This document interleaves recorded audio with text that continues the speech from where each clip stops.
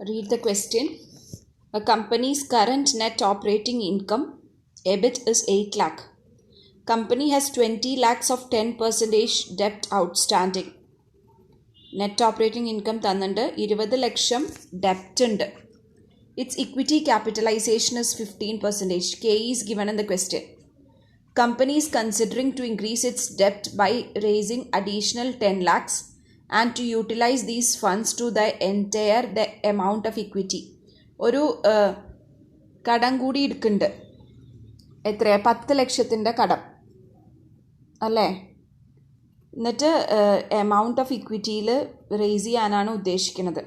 അപ്പോൾ 20 ലക്ഷം ഡെപ്റ്റ് ഉണ്ട്, ഒരു 10 ലക്ഷം കൂടിയും ഡെപ്റ്റ് കൂട്ടണു.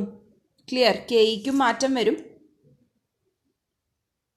ഈ 10 ലക്ഷം ഉപയോഗിച്ചിട്ട് റിട്ടയർ ചെയ്യാനാണ്, എമൗണ്ട് ഓഫ് ഇക്വിറ്റി കുറയ്ക്കാൻ, ഇക്വിറ്റിയുടെ പിന്നെ പൈസ കൊടുത്തു തീർക്കാനാണ്. However due to increased financial risk the cost of entire debt is likely to increase to 12%. Cost കൂടും and the cost of equity is 18%. KE 18% ആവും. Is it clear? You are required to compute the market value of the company using traditional model and also recommend regarding the proposal. അപ്പോൾ ഒന്നും കൂടി question പറയാം. EBIT തന്നിട്ടുണ്ട്. EBIT is given in the question. Clear? EBIT is given in the question. EBIT എത്രയാ amount തന്നിക്കണ? EBIT 8 ലക്ഷമാണ്. Clear അല്ലേ? EBIT is given as 8 lakh. കമ്പനിക്ക് ഡെപ്റ്റ് എത്രയുള്ളത്? ഇപ്പോൾ കറൻറ്റ് ആയിട്ട് രണ്ടും കൂടി കമ്പയർ ചെയ്യണം കേട്ടോ. കറൻറ്റ് ഡെപ്റ്റ് ഇസ് 20 lakhs. 20 lakhs ആണ്. എത്ര പെർസെൻറ്റേജാ? 10% ആണ്. ഓഫ് 10% ഡെപ്റ്റ്, 10% ഇൻട്രസ്റ്റ്. ക്ലിയർ? അപ്പോൾ കിട്ടിയ സാധനങ്ങളൊക്കെ ഒന്ന് എഴുതി വയ്ക്കുക. ഇനി അപ്പോൾ അതിൻ്റെ കെ ഇ പ്രസൻറ്റ് കണ്ടീഷനിൽ അതിൻ്റെ കെ ഇ എന്താ? K E is what is a condition? It's 15%. Question എഴുതിയിരിക്കും കേട്ടോ. 15% കെ ഇ. ഇനി അടുത്ത കണ്ടീഷനാണ്, അത് റേസ് ചെയ്യാണ്. എന്താ റേസ് ചെയ്യണത്? ആ പ്രപ്പോസൽ, പുതിയ പ്രപ്പോസൽ എന്താ വെച്ചാൽ 10 ലക്ഷം കൂടി. ഇപ്പം എത്ര ഉണ്ട്? 20 ലക്ഷമാണ് ഡെപ്റ്റ്. 10 lakh ന്യൂ പ്രപ്പോസലിൽ ഡെപ്റ്റ് കൂടുകയാണ്. 20 നിന്ന് 30 ലക്ഷത്തിലേക്ക് 30 lakhs ആവുകയാണ് ഡെപ്റ്റ്. ക്ലിയർ? അപ്പോൾ ഡെപ്റ്റ് 30 lakhs ആണ്. അപ്പോൾ ക്വസ്റ്റ്യനിൽ എന്താ പറഞ്ഞിരിക്കുന്നത്? Due to decreased by raising 10 lakhs of ഡെപ്റ്റ്. ഈ ഒരു എമൗണ്ട് ഫണ്ട് യൂസ് ചെയ്തിട്ട് ഇക്വിറ്റി റിട്ടയർ ചെയ്യാനാണ് ഇക്വിറ്റീനെ ഒഴിവാക്കാൻ, അതായത് റിട്ടയർമെൻറ്റിനാണ് ഉദ്ദേശിക്കുന്നത്. മുഴുവൻ ഒഴിവാക്കാൻ പറ്റില്ല, ചെറിയൊരു പെർസെൻറ്റേജ് ഓഫ് ഇക്വിറ്റി റിട്ടയർ ചെയ്യാണ്. പക്ഷെ അതിനെക്കുറിച്ച് നമ്മൾക്ക് അറിയേണ്ട ആവശ്യമില്ല. ആൻഡ് ഈ ഒരു ഫിനാൻഷ്യൽ റിസ്കിൽ എൻറ്റയർ ഡെപ്റ്റിൻ്റെ കോസ്റ്റ് 12% ആയിട്ടുണ്ട്. കോസ്റ്റ് ഓഫ് ഇക്വിറ്റി 18% അതായത് ഇപ്പോൾ വന്നിട്ടുള്ള 10 ലക്ഷത്തിൻ്റെ മാത്രമല്ല, ഈ 30 ലക്ഷത്തിൻ്റെ കോസ്റ്റും എന്തായി? ഡെപ്റ്റിൻ്റെ കോസ്റ്റ് 10% എന്നുള്ളത് 12 പുതിയ പ്രപ്പോസലിൽ. കെ ഇ 15% എന്നുള്ളത് 18% അപ്പോൾ നമുക്ക് നമ്മുടെ മുമ്പിൽ രണ്ട് ഇതുണ്ട്. ക്ലിയർ? നെറ്റ് ഓപ്പറേറ്റിംഗ് ഇൻകത്തിൽ വ്യത്യാസമില്ല, രണ്ടിനും 8 ലക്ഷമാണ് net operating income. EBIT is 8 lakh in both the cases. Current plan അനുസരിച്ച് ഡെപ്റ്റ് 20 ലക്ഷമാണ്, കെ ഇ 15%, ഇത് 10%. Clear? This is the new plan. പുതിയ പ്ലാൻ അനുസരിച്ച് എൻറ്റയർ ഡെപ്റ്റ് കൂടി 10 ലക്ഷം കൂടിയും, അപ്പം 30 ലക്ഷമായി. 20 ലക്ഷം ഓൾറെഡി ഉണ്ട്, 10 ലക്ഷം കൂടിയും കൂടി. പക്ഷേ ക്വസ്റ്റ്യനിൽ പറയേണ്ടത് എൻറ്റയർ ഡെപ്റ്റിൻ്റെ പെർസെൻറ്റേജും കൂടി 12% due to the financial risk. Clear? And K E also got increase to 18%. ഇത്രയാണ് ഇൻഫർമേഷൻ പറഞ്ഞിട്ടുള്ളത്. You are required to find out the value of the company. Market value of the കമ്പനിയാണ് ചോദിക്കുന്നത്. നമുക്കറിയാം market value of the firm is equal to S+D. Clear? S+D calculate ചെയ്യണം. S+D calculate ചെയ്യണമെങ്കിൽ equity capitalisation rate തന്നിട്ടുള്ള earnings എത്രയാണ് equity share ഹോൾഡേഴ്സിന് എന്നുള്ളതാണ് calculate ചെയ്യേണ്ടത്. So let us start with the problem now. Clear? അപ്പോൾ ക്വസ്റ്റ്യൻ ക്ലിയർ ആണെന്ന് വിചാരിക്കുന്നു. And we shall start with the പ്രോബ്ലത്തിലേക്ക് കടക്കുകയാണ്. 2 പ്ലാൻ ഉണ്ട്, മറന്നു പോകരുത്. You have 2 plans, old plan and the new plan. Clear? അപ്പോൾ ഓർത്ത് വെക്കണം, ഓൾഡ് പ്ലാൻ പ്രകാരം എത്രയാ 20 ലക്ഷമാണ് ഡെപ്റ്റ്, ന്യൂ പ്ലാൻ പ്രകാരം 30 lakhs ആണ് ഡെപ്റ്റ്. അപ്പോൾ let us start with the net operating income.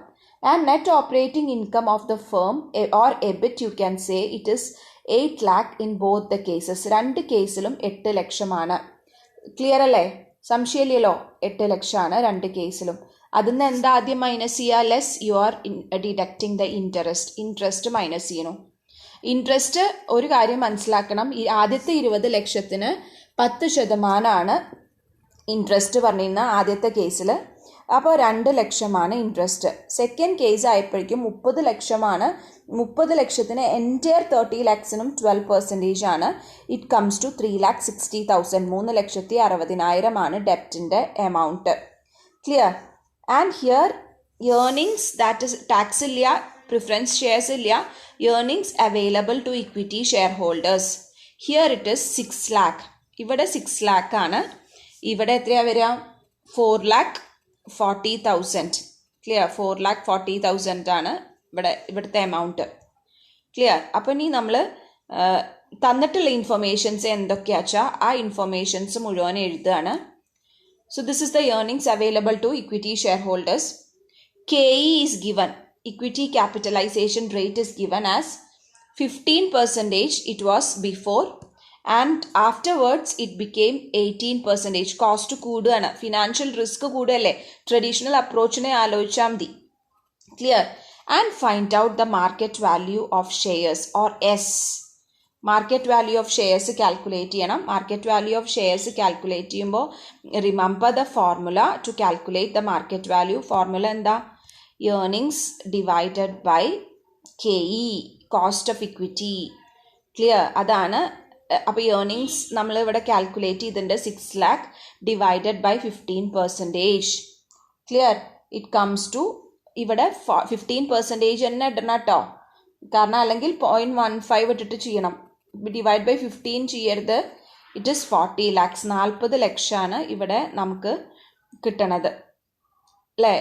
S കിട്ടണത് market value of equity shares 40 lakhs ആണ്. ഇപ്പുറത്ത് എത്തിയപ്പോഴേക്കും compare and see the difference. 24,44,444. ഇതാണ് നമ്മളുടെ എമൗണ്ട്. Is it clear for you? അപ്പോൾ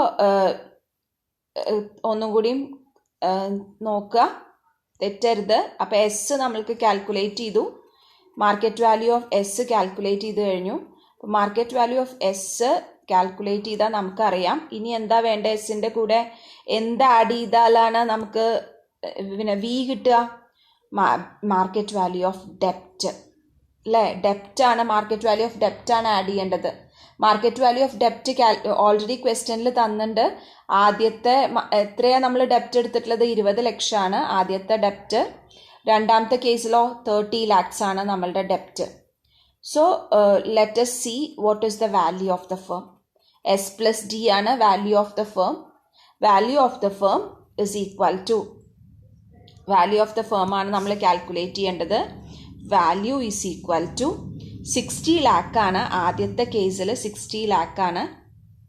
സെക്കൻഡ് കേസ് എത്രയാണ് വരുന്നത്? 54,44,444. ക്ലിയർ? ഇതാണ് നമ്മളുടെ എമൗണ്ട് വരുന്നത്. Is it clear for you? So this is the amount that we have found out. നമ്മൾ കണ്ടുപിടിച്ച വാല്യൂ ഓഫ് ദ ഫേം ഇതാണ്. That means 60 lakhും 54,44,444. ക്ലിയർ? അപ്പോൾ എന്താണ് അവർ ക്വസ്റ്റ്യനിൽ ചോദിച്ചിട്ടുള്ളത്? What is asked in the question? Whether this proposal need to be recommended. അതായത് നമ്മളുടെ ഓൾഡും ന്യൂ ഉണ്ട്, ഈ ഒരു സാധനം റെക്കമെൻഡ് ചെയ്യണോ എന്നാണ്. Also make recommendation regarding the proposal. നോക്കുക, ഈ പുതിയ പ്രപ്പോസൽ, അതായത് ഡെപ്റ്റ് കൂട്ടുക എന്നുള്ള പുതിയ പ്രപ്പോസൽ ആക്സെപ്റ്റ് ചെയ്യണോ എന്നാണ് ക്വസ്റ്റ്യനിൽ ചോദിച്ചിട്ടുള്ളത്. നമുക്കറിയാം പുതിയ പ്രപ്പോസൽ വന്നപ്പോൾ എന്താ ഉണ്ടായേ? ഡെപ്റ്റിൻ്റെ ഫിനാൻഷ്യൽ റിസ്ക് കൂടി, ഡെപ്റ്റ് ഇൻക്രീസ് ചെയ്തു. ഡെപ്റ്റ് 10% ഉണ്ടായ ഡെപ്റ്റ് 12% ആയി. 15% KEയുടെ കോസ്റ്റ് ഉണ്ടായിരുന്നത് ഇറ്റ് ബിക്കെയിം 18%. എല്ലാ രീതിയിലും ചേഞ്ചസ് വന്നു. സോ നമ്മൾ ഒരിക്കലും ഈ ഒരു പുതിയ പ്രപ്പോസലിനെ ആക്സെപ്റ്റ് ചെയ്യില്ല finally, because the value of the firm went down to 54,44,444. So you can write it as the proposal to increase the debt cannot be accepted, because what happened is that the total value of the firm came down, and as a result, and why total value of the firm came down, KE and KD both increased because of more debt in the capital structure. So as per the traditional theory, if you have more and more debenture, if the debt is increased beyond a certain level, what happens is that the value of the firm comes down, KE and KD starts increasing. The financial risk of the equity shareholders increased, and because of that KD was also increased and the value of the firm came down. ആ രീതിയിൽ ഒരു കൺക്ലൂഷനും കൂടി എഴുതി problem stop ചെയ്യുക. Clear? Is it clear for you? So with this traditional approaches end ചെയ്യാണ്. And we have one more theory. ഒരു തിയറിയും കൂടി നമുക്ക് പഠിക്കാനുള്ളൂ. Perhaps the most important theory, Modigliani Miller approach. So that will take in the next day. ആ ഒരു അപ്രോച്ചും കൂടിയും പഠിച്ചു കഴിഞ്ഞാൽ this chapter is coming to an end. പിന്നെ കാരണം കുറച്ച് തിയറി മാത്രമേ അവിടെ അവസാനിക്കുന്നുള്ളൂ. But you have to do some exercises also. കുറച്ച് എക്സസൈസും കൂടി ചെയ്തിട്ടേ നമുക്ക് അവസാനിപ്പിക്കാൻ പറ്റുള്ളൂ. And after that we will move to the dividend policy, which is very very easy to study. And after that നമുക്ക് വർക്കിംഗ് ക്യാപിറ്റൽ മാനേജ്മെൻറ്റ് എന്ന് പറഞ്ഞിട്ടുള്ള ഒരു സോളിഡ് ആയിട്ടുള്ളൊരു സാധനം കിടക്കുകയാണ് കംപ്ലീറ്റ് ചെയ്യാൻ. അതും കൂടി കംപ്ലീറ്റ് ചെയ്യണം. Okay, so take care. We'll see in the next class tomorrow. Bye.